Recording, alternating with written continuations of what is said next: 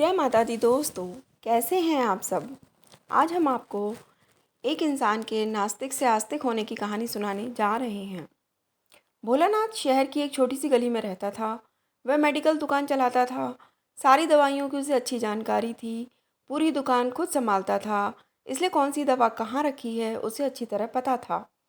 वो पूरी ईमानदारी से अपना काम करता था। ग्राहकों को सही दवा सही दाम पर देता था। सब कुछ अच्छा होने के बाद भी भोलानाथ नास्तिक था। भगवान में उसका ज़रा भी विश्वास नहीं था। वह पूरा दिन दुकान पर काम करता और शाम को परिवार तथा दोस्तों के साथ समय गुजारता था। उसे ताश खेलने का शौक था। जब भी टाइम मिलता दोस्तों के साथ ताश खेलने बैठ जाता था।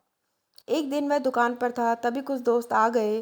तभी भारी बारिश भी शुरू हो गई। रात हो गई थी, लेकिन सभी बारिश थमने का इंतज़ार कर रहे थे। बिजली भी चली गई थी। बैठे बैठे क्या करें, सोचा मोमबत्ती की रोशनी में ताश ही खेल लेते हैं।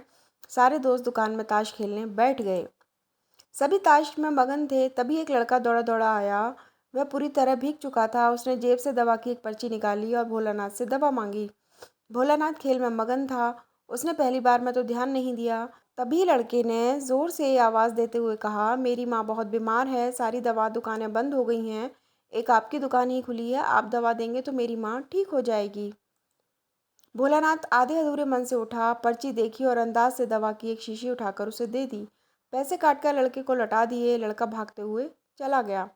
तभी बारिश थम गई। भोलानाथ के दोस्त चले गए और भोलानाथ भी दुकान बंद करने लगा। तभी उसे ध्यान आया कि रोशनी कम होने के कारण उसने गलती से लड़के को चूहे मारने वाली दवा की शीशी दे दी है। भोलानाथ के हाथ पांव फूल गए। उसका दिल जोर जोर से धड़कने लगा। उसकी 10 साल की नेकी पर मानो जैसे ग्रहण लग गया। उस लड़के के बारे में वह सोच सोच कर तड़पने लगा। यदि यह दवाई वह अपनी बीमार माँ को दे देगा तो वह अवश्य मर जाएगी। लड़का भी बहुत छोटा होने के कारण उस दवाई को तो पढ़ना भी नहीं जानता होगा। एक पल वह अपनी इस भूल को कोसने लगा और ताश खेलने की अपनी आदत को छोड़ने का निश्चय कर लिया। पर अब क्या किया जाए, उस लड़के का पता ठिकाना भी तो नहीं था। कैसे उस बीमार माँ को बचाया जाए। सच कितना विश्वास था उस लड़के की आंखों में।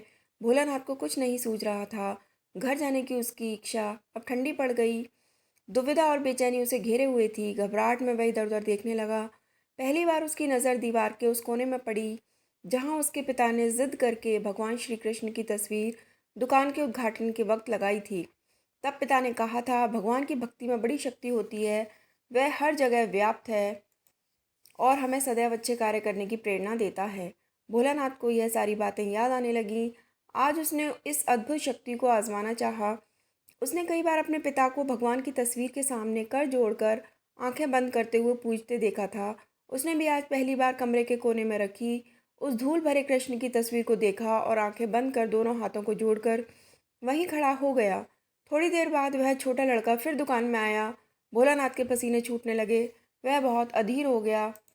पसीना पहुँचते हुए उसने कहा, क्या बात है बेटा, तुम्हें क्या चाहिए।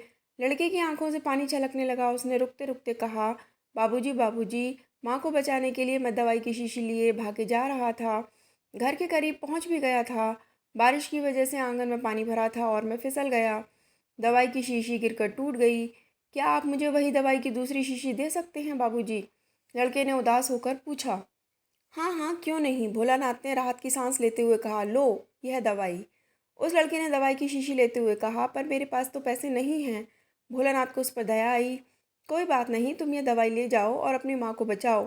जाओ जल्दी करो, और हाँ, अब की बार ज़रा संभल के जाना। लड़का अच्छा बाबूजी कहता हुआ खुशी से चल पड़ा। अब भोलानाथ की जान में जान आई। भगवान को धन्यवाद देते हुए उस अपने हाथों से उस धूल भरे तस्वीर को लेकर पहुँचने लगा और अपने सीने से लगा लिया। अगर आपको ये कहानी पसंद आई तो प्लीज़ हमारे चैनल को लाइक और सब्सक्राइब करिए। Thanks for watching.